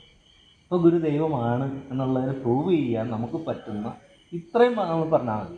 ഏത് വ്യക്തിയോട് നമുക്ക് പറയാൻ പറ്റുന്നത് ദ്യോതനാത്വ, ദ്യോതിപ്പിക്കുവാൻ കഴിവുള്ളവൻ ആരോ അവനാണ് അല്ലേ? ഇനി ദീപനാത്വ, പ്രകാശിപ്പിക്കുവാൻ കഴിവുള്ളവൻ. ഈ ലോകത്തെ മുഴുവൻ ഗുരു പ്രകാശിപ്പിച്ചു അല്ലേ? ആണോ? അതിനെക്കുറിച്ച് നമുക്ക് എന്തെങ്കിലും ഒരു സവിസ്തരം അല്ലേ നമുക്ക് പ്രതിപാദിക്കാൻ കോട്ടയത്ത് വരുന്ന എന്തെങ്കിലും നമുക്ക് പറ്റുകയാണെങ്കിൽ സാധിക്കട്ടെ. മൂന്നാമത് പറയുന്നത് എന്താ? ദാനാദ്വ, ഈ ലോകത്ത് ഗുരുവിൻ്റെ അടുത്ത് ചെന്നവർക്കൊക്കെ ഗുരു ദാനമൊക്കെ കൊടുത്തിട്ടുണ്ട് അല്ലേ? ആണോ? ദിവി ഭവോവ, ദിവ്യമായ ഒന്നിനെ സൃഷ്ടിക്കപ്പെടുവാൻ കഴിവുള്ളവൻ അല്ലേ? നമുക്ക് ഉദാഹരണം നമ്മുടെ അടുത്ത് തന്നെ ഉണ്ട്, പാറയ്ക്കൽ അല്ലേ? ആ വെള്ളം അല്ലേ? അങ്ങനെ എത്ര ഉദാഹരണങ്ങളുണ്ടാവും. ഞാൻ ചെറിയൊരു ഔട്ട്ലൈൻ മാത്രമേ ഇത് പറയുന്നതേ ഉള്ളൂ. ഇത് നാലും കൂടി ചേരുന്ന ഏതൊരു വ്യക്തിയാണോ ആ വ്യക്തിയാണ് ദൈവമെന്ന് പറയണത് അല്ലേ? നമ്മൾ ദൈവത്തിൻ്റെ ഫ്രണ്ടിൽ പോയി ചുമ്മാ എടുത്ത് കാര്യമുണ്ടോ? ഉണ്ടോ? അപ്പം ഈ 10 പദ്യത്തിൽ അടങ്ങിയിരിക്കുന്നത് എന്താ? ദൈവത്തെക്കുറിച്ച് മാത്രമാണ്. അതാണ് ഗുരുദൈവദശകം എന്ന വാക്കിന് കൊടുത്തിരിക്കുന്ന മാനം. നമ്മളിത് പലപ്പോഴും നമ്മളെന്താ പറയുക, പ്രകാശിപ്പിക്കുന്നത് എന്ന് മാത്രം നമ്മൾ പറഞ്ഞു പോവുകയാണ് അല്ലേ? അതല്ല നമുക്ക് വേണ്ടുന്നത്. പിന്നെയോ അതിൻ്റെ ആ ആത്മാവിലേക്ക്, അന്തരാത്മാവിലേക്ക് നമുക്ക് ഇറങ്ങിച്ചെല്ലുവാൻ നമുക്ക് സാധിക്കണം. അതാണ് നമ്മുടെ ഈ തീർത്ഥാടന യാത്ര എന്ന് പറയുന്നത് അല്ലേ? ഈ തീർത്ഥാടനം എന്ന് പറഞ്ഞാൽ എന്താ? നമ്മളിപ്പോൾ തീർത്ഥമൊക്കെ സേവിച്ചില്ലേ? എന്താ തീർത്ഥം? പറയാമോ? പറഞ്ഞോ, നിങ്ങളുടെ അറിവ് പറ. തീർത്ഥം എന്താ? അമ്പലത്തിൽ നിന്ന് കുറച്ച് ജലം അല്ലേ? അല്ലേ? തീർത്ഥം തര ഇതി താനി തീർത്ഥാനി എന്നാണ്. കാരണം നമ്മൾ ഇത്രയും ഇപ്പോൾ ഓരോരുത്തരും അവരവരുടെ വയസ്സൊന്ന് കാൽക്കുലേറ്റ് ചെയ്യുക, നമ്മൾ ചിന്തിച്ച് നോക്കുക. ഇത്രയും വർഷത്തിനിടയ്ക്ക് ഇതൊക്കെ നമ്മൾ സേവിക്കുന്നുണ്ട്. എന്താണെന്നുള്ളത് നമ്മൾ പഠിക്കുന്നുണ്ടോ? അല്ലേ തിരിച്ചറിയുന്നുണ്ടോ? ഇല്ല അല്ലേ? ഇപ്പോഴും നമ്മൾ എന്താ ചെയ്യുക? അലക്ഷ്യമായ യാത്രകളിലൂടെ നമ്മൾ പോകുന്നു അല്ലേ? അപ്പോൾ തീർത്ഥം എന്ന വാക്കിൻ്റെ അർത്ഥം തര ഇതി താനി തീർത്ഥാനി എന്നാണ് അല്ലേ? സർവവിധമായിട്ടുള്ള പാവങ്ങളിൽ നിന്നും മുക്തി നൽകുന്നത് ഏതോ അതാണ് എന്ത്? തീർത്ഥം എന്ന് പറയണം. അതാണ് നമ്മൾ ക്ഷേത്രത്തിൽ പോയിട്ട് സേവിക്കുന്നതിൻ്റെ കാരണം. അതിന് ചില കൂട്ടുകളുണ്ട്. മന്ത്രപൂരിതമാക്കി ആ കൂട്ടുകളെല്ലാം ഒത്തിണങ്ങി വരുമ്പോഴാണ് തീർത്ഥമാകുന്നത് അല്ലേ? ഇനി തീർത്ഥാടനം എന്ന് പറഞ്ഞാൽ സർവവിധമായ പാവങ്ങളിൽ നിന്നും മുക്തിയെ തേടിയുള്ള യാത്ര അല്ലേ? ആടനം എന്ന് പറഞ്ഞാൽ എന്താണ്? മുങ്ങുക അല്ലെങ്കിൽ അല്ലേ? നമ്മൾ ആടുക എന്ന് പറഞ്ഞാൽ എന്താണ്? ചലിപ്പിക്കുക എന്നൊക്കെ പറയാം. അപ്പോൾ ഇതൊക്കെ നമ്മളൊന്ന് പറഞ്ഞ് ഒന്ന് മനസ്സിലിരുത്തി. ഇതിൽ പലരും പ്രഭാഷകരാണ് അല്ലേ? ഇതൊക്കെ ഒന്ന് കൂടുതൽ നമുക്ക് മനസ്സിലാക്കുവാനായിട്ട് നമുക്ക് സാധിക്കണം. ഈ ദൈവദർശനം എന്ന വാക്കിൻ്റെ അർത്ഥം എന്ന് പറഞ്ഞാൽ നമുക്ക് ഒരു 8 മണിക്കൂർ കിട്ടിയാലും തീരില്ല. കാവാലത്ത് നമ്മുടെ കുട്ടനാട് യൂണിയന് വേണ്ടിയിട്ട് ഞാനൊന്ന് പരിശ്രമിച്ച് നോക്കിയത്. 8 മാസം എടുത്തിട്ടാണ് ഈ വാക്കൊന്ന് എനിക്ക് തീർക്കാൻ പറ്റുക. അപ്പം ഇത് നമ്മൾ അറിഞ്ഞ് ഇതിൻ്റെ ഏറ്റവും ഈ ഒരു വാക്ക് മാത്രം നമുക്ക് പഠിച്ചു വെച്ചാൽ ഗുരു ആരാണെന്ന് അറിയാൻ വേണ്ടി.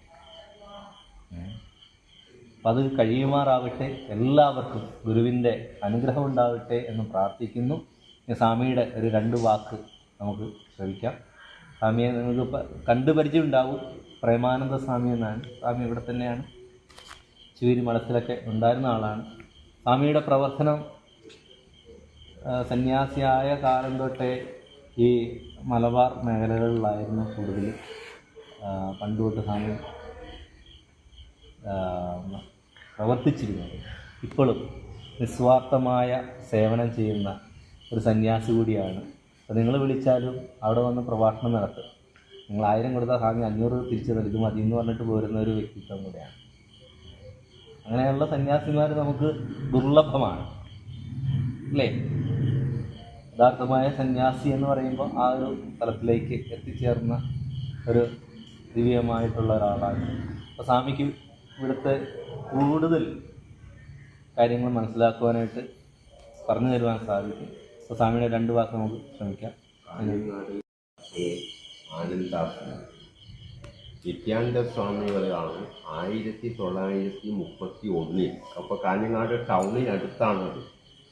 അത് ഒരു വലിയൊരു ചെങ്കൽ കുന്നാണ്, മലയാണ് ചെങ്കല്ല് കൊണ്ടുള്ളത്. ആ ചെങ്കൽ കുന്ന് തുരന്നിട്ട് 45 ഗുഹകൾ നിർമ്മിച്ചിട്ടുണ്ട്. 45 ആ ഗുഹയ്ക്ക് ഉള്ളിലേക്ക് കടന്നാൽ അവിടെ നമുക്ക് മെഡിറ്റേഷൻ ചെയ്യാൻ വേണ്ടിയിട്ട് പറ്റും. ഒന്നത് അതിന് മുകളിൽ ഒരു ക്ഷേത്രമുണ്ട്. ഗുജറാത്തിലെ സോമനാഥ ക്ഷേത്രം മാതൃകയിൽ ഒരു ക്ഷേത്രം. അതാണ് നിത്യാനന്ദ സ്വാമികളുടെ പ്രതിഷ്ഠ. 1000 കിലോ തൂക്കമുള്ള പഞ്ചലോക വിഗ്രഹം 1963 അന്ന് ആർ ശങ്കർ കേരള മുഖ്യമന്ത്രിയായിരുന്നു, മഹാരാഷ്ട്ര മുഖ്യമന്ത്രി കണ്ണൻവാറായിരുന്നു. ഇരുവരും സംബന്ധിച്ച ഒരു ചടങ്ങായിരുന്നു അത്. ആ ആശ്രമത്തിൻ്റെ ഉദ്ഘാടന ചടങ്ങ്, പ്രതിഷ്ഠാ ചടങ്ങ്. 1000 കിലോ ഉണ്ട്. ആ കുന്നിൻ്റെ അടിഭാഗത്തുള്ള 45 ഗുഹകളും അതിന് മുകളിൽ, അപ്പോൾ ക്ഷേത്രത്തിനോട് മുന്നിൽ ഒരു ചെറിയൊരു കോവിൽ കാണാൻ സാധിക്കും. അത് ഗുളികൻ്റെതാണ്. ഗുളികന് ഇളനീരും പുഷ്പവും മാത്രം മതി എന്ന് കൽപ്പിച്ച് നിത്യാനന്ദ സ്വാമികൾ കൽപ്പിച്ച ഒരു ചെറിയൊരു ശ്രീകോവിലാണ്. സാധാരണ രീതിയിൽ ഗുളികന് മറ്റൊരു രീതിയിലാണ്, അതിനെ മാറ്റിയിട്ട് സാത്വിക ഭാവത്തിലേക്ക് കൊണ്ടുവന്നതാണ്.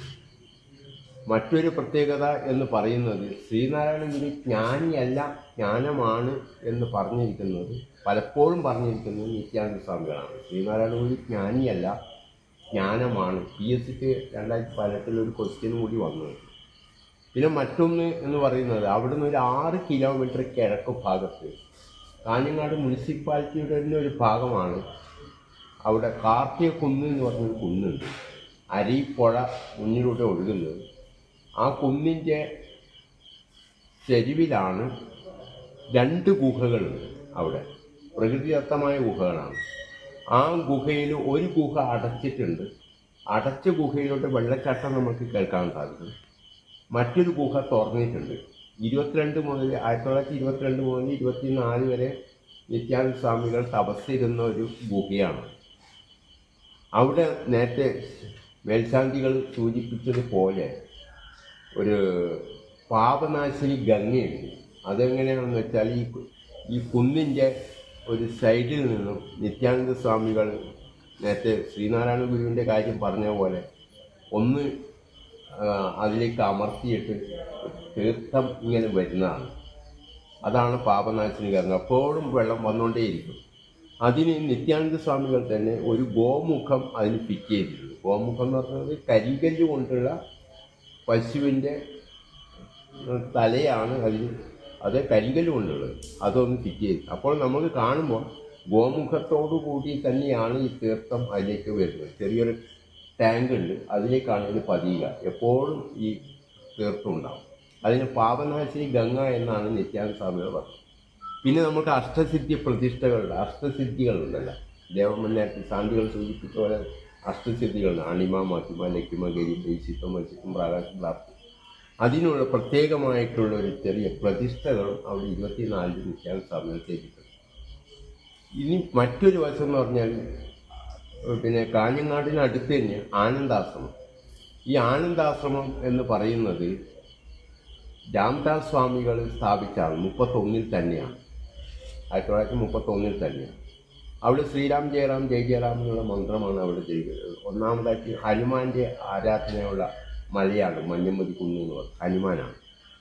അവിടെയാണ് ഇത് ചെയ്തിരിക്കുന്നത് എപ്പോഴും ആ രീതിയിൽ. പിന്നെ മറ്റൊരു പ്രത്യേക നല്ലൊരു അറ്റ്മോസ്ഫിയറുള്ള ഒരു ആശ്രമമാണ്, എപ്പോഴും നാമം ജപമാണ്.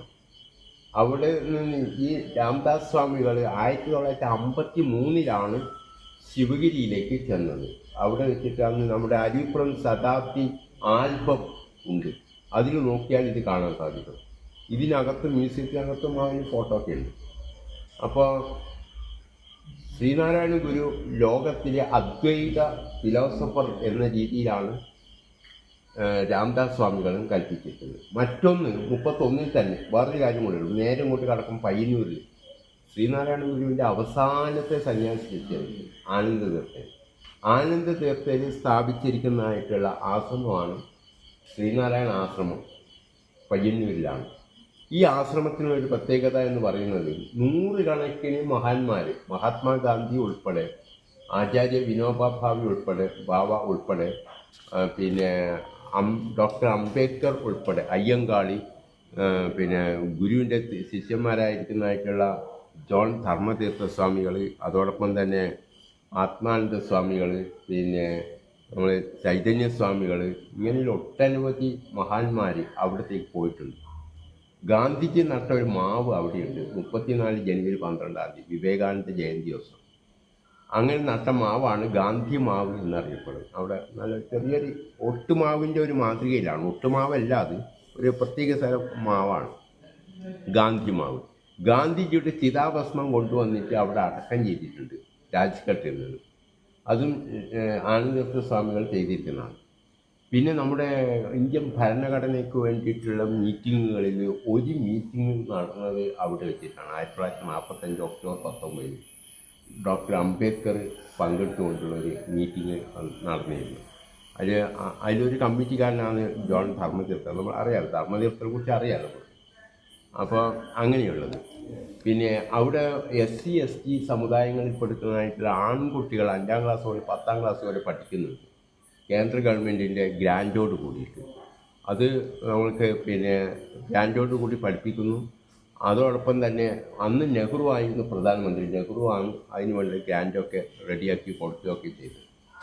പിന്നീട് ആ ഒരു വലിയൊരു സ്ഥലം അവിടെ പിന്നെ ശ്രീനാരായണ ആശ്രമത്തിൻ്റെ ഒരു പ്രത്യേകത 31 തന്നെയാണ്, നവംബർ 21. പിന്നെ അവിടെ മറ്റൊരു പ്രത്യേകത എന്ന് പറഞ്ഞാൽ ഈ നവംബർ 21 തന്നെയാണ് ആശ്രമം സ്ഥാപിച്ച അതേ ദിവസം തന്നെയാണ് 87 നവംബർ 21 ആനന്ദതീർത്ഥ സ്വാമികൾ സമാധിയാവുക അവിടെ വെച്ച്. അങ്ങനെ ഒരു പ്രത്യേകത. പിന്നെ പയ്യന്നൂരിനടുത്ത് ഏഴിമല എന്ന് പറയുന്ന ഗുരുകുലമുണ്ട്, നടരാജ ഗുരു സ്ഥാപിച്ചത്. അവിടെയാണ് 72 Nataraja Guru world piece meeting നടത്തിയത്, ലോക സമാധാന സമ്മേളനം. അന്ന് അതിൽ അത് ഉദ്ഘാടനം ചെയ്തത് പിന്നെ വള്ളോപ്പള്ളി പിതാവായിരുന്നു. അതായത് വലിയൊരു ബിഷപ്പുണ്ട്, നമുക്കറിയാൻ സാധിക്കും, മദ്യനിരോധനത്തിനൊക്കെ പ്രവർത്തിച്ചു.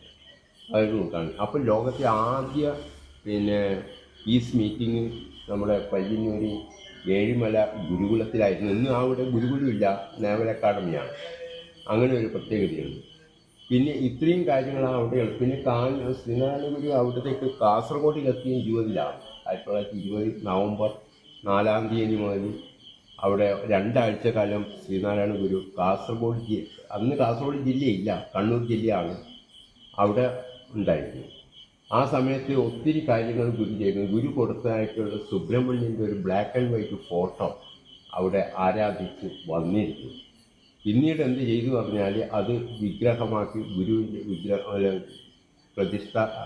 സുബ്രഹ്മണ്യ പ്രതിഷ്ഠയാക്കിയിട്ട് 86 പിന്നെ 83 നമ്മുടെ പിന്നെ ഗീതാനന്ദ സ്വാമികളായിരുന്നു അത് പ്രതിഷ്ഠ നടത്തിയത് അന്ന്. അപ്പോൾ അച്യുതൻ തന്ത്രികളായിരുന്നു അതിൻ്റെ കർമ്മം നിർവഹിച്ചത്, പറവൂരിലത്തെ അച്യുതൻ തന്ത്രികൾ. അപ്പോൾ ഗീതാനന്ദ സ്വാമികൾ അവിടെ ഉണ്ടായിരുന്നു. ഗീതാനന്ദ സ്വാമികളാണ് പ്രതിഷ്ഠ ചടങ്ങ് നടത്തിയത്. പിന്നെ ശ്രീനാരായണ ഗുരുവിൻ്റെ ശിവലിംഗം, ശ്രീനാരായണ ഗുരുവിൻ്റെ ഒരു പിന്നെ ശിലാവിഗ്രഹവും അവിടെയുണ്ട്. ശ്രീനാരായണ ഗുരു ഹാൾ, ശ്രീനാരായണ ധർമ്മ സേവാ സംഘം എന്ന് പറയുന്നതായിട്ടുള്ള സംഘടന നടരാജ് ഗുരുവാണ് 72 അവിടെ രൂപീകരിച്ച് കൊടുത്തത്. ഉടുപ്പിയിൽ ഇതറിയാലോ, നമ്മളെ കുദ്രോളിയൊക്കെ അറിയാലോ, പാൽക്കാപ്പിയും കാര്യങ്ങളൊക്കെ. ഇത്രയും കാര്യങ്ങൾ അവിടെ ചെറിയൊരു രീതിയിൽ മനസ്സിലാക്കാനുള്ളത്. പിന്നെന്ന് പറഞ്ഞാൽ നമുക്ക് മനസ്സിലാക്കും. അത് കൂടാതെ മനസ്സിലാക്കണം എന്ന് പറഞ്ഞാൽ വേറൊരു കാര്യം എന്ന് പറഞ്ഞാൽ കാസർഗോഡിനടുത്ത് ഒരു 12 കിലോമീറ്റർ മാറി വടക്കോട്ട് മാറിയാൽ കുമ്പള എന്ന് പറയുന്ന സ്ഥലമുണ്ട്. കുമ്പളയ്ക്ക് നിന്ന് ഒരു 4 കിലോമീറ്റർ ഉൾഭാഗത്തേക്ക് പോകുമ്പോഴാണ് അവിടെ അനന്തപുരം ക്ഷേത്രമുണ്ട്. അനന്തപുരം എന്ന് പറഞ്ഞാൽ വലിയൊരു പിന്നെ തടാകമാണ്, തീർത്ഥമാണ്. അത് ഒരു കരിങ്കൽ പാറയുടെ നടുവിലാണ് രണ്ട് തീർത്ഥം അവിടെ കാണാൻ സാധിക്കും. ഒരു തീർത്ഥം പിന്നെ വലിയൊരു വിശാലമായ രീതിയിൽ, മറ്റൊരു തീർത്ഥത്തിൻ്റെ നടുവിലാണ് മഹാവിഷ്ണുവിൻ്റെ അമ്പലമുള്ളത്. പിന്നെ വില്വമംഗലത്ത് സ്വാമിയാരുമായിട്ട് ബന്ധപ്പെട്ടിരിക്കുന്നതും തിരുവനന്തപുരം പത്മനാഭസ്വാമി ക്ഷേത്രവുമായിട്ടുള്ള കണക്റ്റിങ്ങുള്ള ഒരു അമ്പലം കൂടിയാണ്. പിന്നെ ഒരു മുതലയുടെ കാര്യമൊക്കെ നമുക്കെല്ലാം അറിയാം. ബബ്യ എന്ന് പറയുന്ന മുതലയെ സംബന്ധിച്ച് വളരെ ഫേമസ് ആണ്. ആ ബബ്യ എന്ന് പറയുന്ന മുതല മരിച്ചു പോയതൊക്കെ നമുക്കറിയുന്ന കാര്യങ്ങളാണ്. ഇപ്പോൾ ചെറിയൊരു മുതല കുഞ്ഞ് അവിടെ വളർന്നുകൊണ്ടിരിക്കുന്നുണ്ട്. അങ്ങനെയുള്ളൊരു സ്ഥലം കൂടിയാണ് ഈ അനന്തപുരം ക്ഷേത്രം എന്ന് പറയുന്നത്. ഇത്രയും കാര്യങ്ങൾ ഇപ്പോൾ തൽക്കാലത്തിൽ കഴിഞ്ഞു. മ്യൂസിയം ഒന്ന് നോക്കിയിട്ട് ഇവിടത്തെ കുറിച്ചും കൂടെ ഇവിടുത്തെ ശാന്തികൾ പറഞ്ഞില്ലേ? അപ്പോൾ ഇത് അറിയാലോ, ഇത് പറഞ്ഞില്ലേ, ഗുരുവിൻ്റെ ഇതൊക്കെ പറഞ്ഞില്ലേ, ക്ഷേത്രത്തിൻ്റെ പറഞ്ഞു പോലെ അല്ലേ. പിന്നെ വരദൂർ കാണാൻ കുഞ്ഞിക്കണ്ണനാണ് ഇങ്ങനെ പോയത്. പിന്നെ നമ്മുടെ ഗുരുവിനെ കണ്ടത് എവിടെയാണ്, വരദൂർ കണ്ടത് എവിടെയാണെന്ന് വെച്ചാൽ നമ്മുടെ പിന്നെ പൂത്തോട്ട ശ്രീനാരായണ വല്ലഭ ക്ഷേത്രം നിൽക്കുന്ന സ്ഥലത്ത് വെച്ചിട്ടാണ് കണ്ടത് ഗുരുവിനെ. പിന്നെ നമ്മുടെ വരദൂർ കുഞ്ഞിക്കണ്ണൻ കാണിച്ചത്.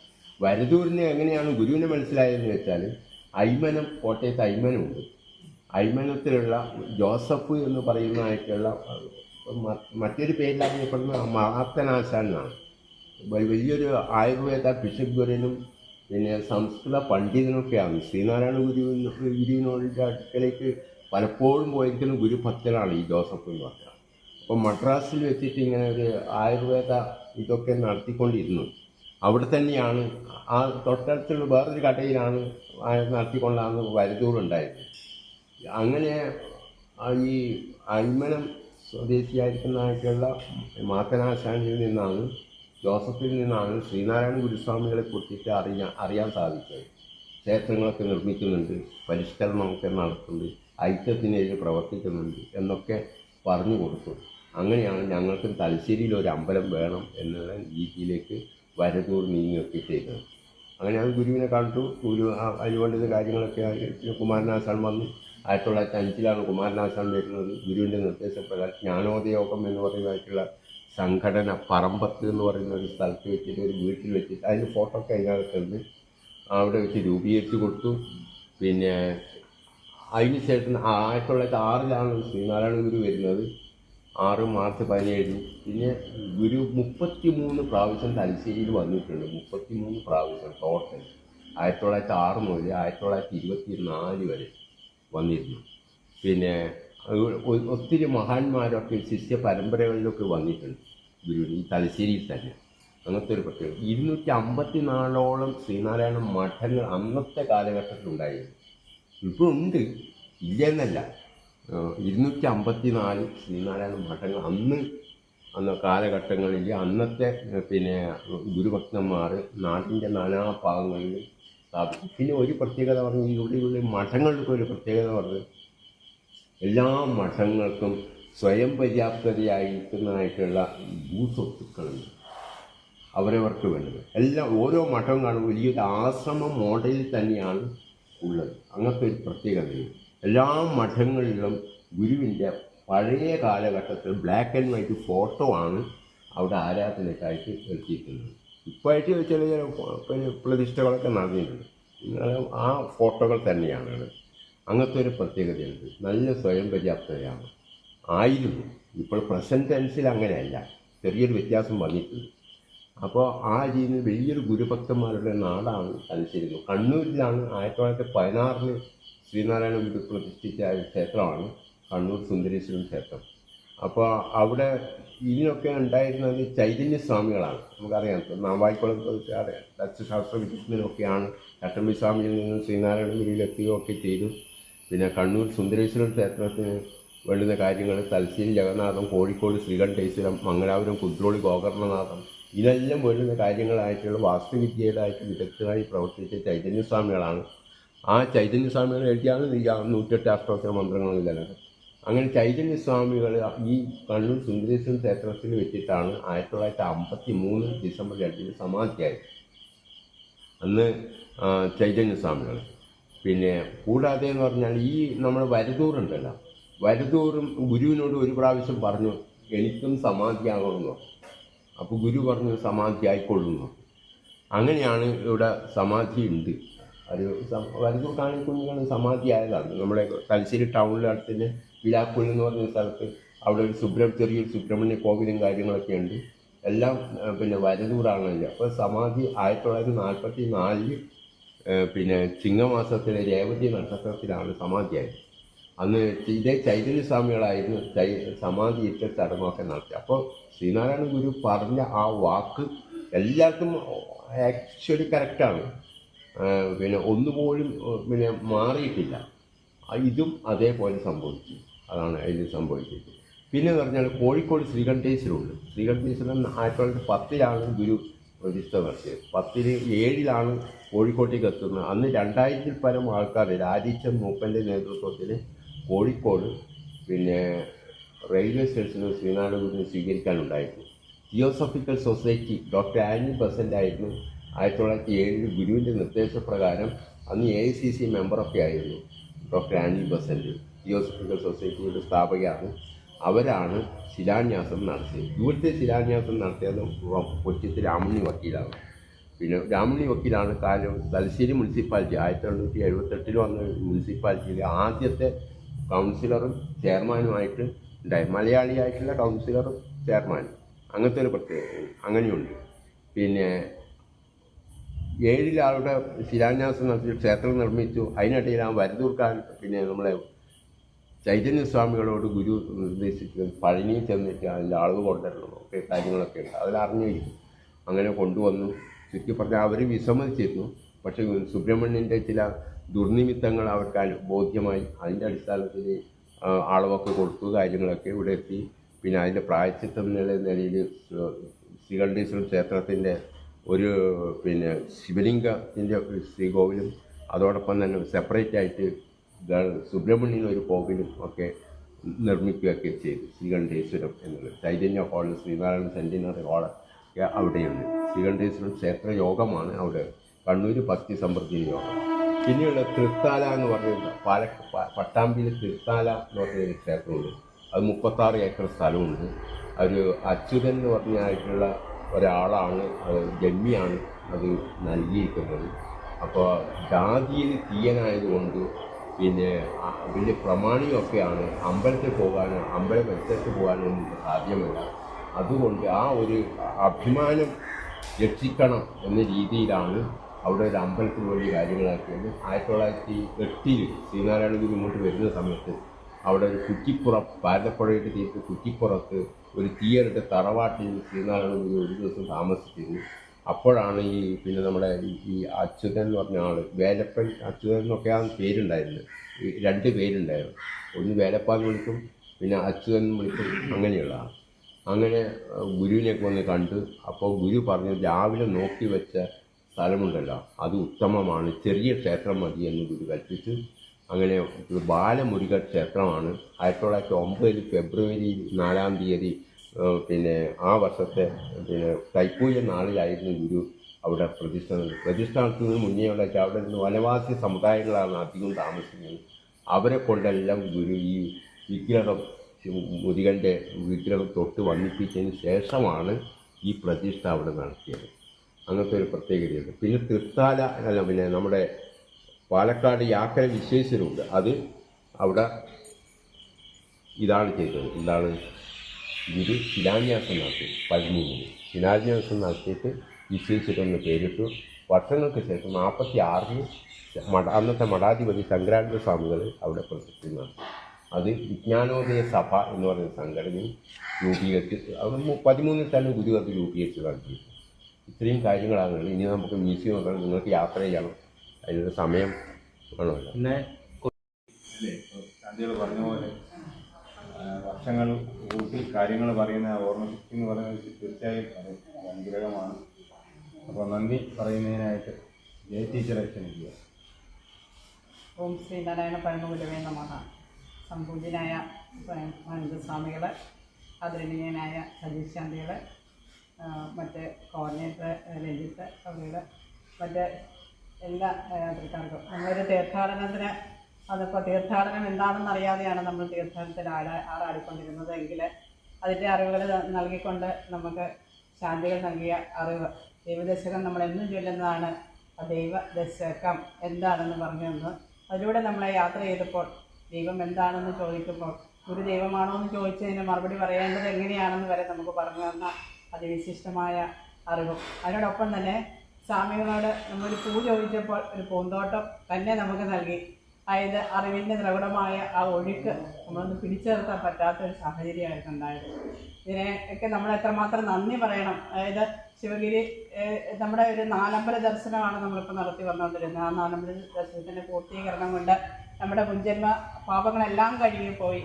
അതായത് നമ്മുടെ സുഹൃതത്തിലേക്ക് എത്തിച്ചേർന്നു എന്നുള്ളതിൻ്റെ ഒരു നേർചിത്രമാണ് നമ്മൾ കണ്ടുകൊണ്ടിരുന്നത്. ഇവിടെ നമുക്ക് ലഭ്യമായിട്ടുള്ള സ്വീകരണങ്ങളും നമുക്ക് വേണ്ടി കാത്തിരിക്കുന്ന ഒരുപാട് ഭക്തമാനസങ്ങളും ഒപ്പം തന്നെ ഇവിടുത്തെ പ്രവർത്തകരും ഒപ്പം ഇവരുടെയൊക്കെ എത്രമാത്രം ഹൃദയം കൊണ്ട് നമ്മൾ നന്ദി ഹൃദയത്തിന് നൽകണമെന്ന് നമുക്ക് തന്നെ അറിയില്ല. അതുപോലെ തന്നെ സ്നേഹമസൃണമായിട്ടുള്ള നമുക്ക് നൽകിയിട്ടുള്ള ആഹാരം അല്ലേ, ആ വാക്കുകൾ കൊണ്ട് നൽകിയ ആ സ്നേഹവും ഒപ്പം തന്നെ നമുക്ക് തന്നിരിക്കുന്ന ആ ഭക്ഷണവും ഒക്കെ രുചികരമായ ഭക്ഷണത്തിനും ഒക്കെ ഒരുപാട് നന്ദി. നമ്മുടെ തീർത്ഥാടനത്തിൻ്റെ പേരിൽ നമ്മൾ ഒരുപാട് നന്ദി നൽകുകയാണ്.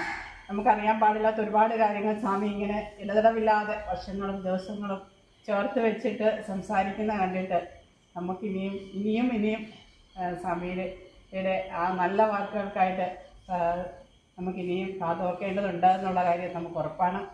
ഇനിയും നമുക്ക് അതിനൊക്കെയുള്ള ഭാഗ്യം മഹാഗുരു നമുക്ക് ഓരോരുത്തർക്കും നൽകട്ടെ. എൻ്റെ ഹൃദയത്തിൻ്റെ ഭാഷയിൽ തീർത്ഥാടകർക്ക് വേണ്ടിയിട്ട് ഞങ്ങൾ വളരെ സന്തോഷത്തോടുകൂടി കൃതജ്ഞത അർപ്പിക്കുന്നു. നന്ദി. സന്തോഷം സ്വാമികളെ, ശാന്തികളെ, വളരെ സന്തോഷം.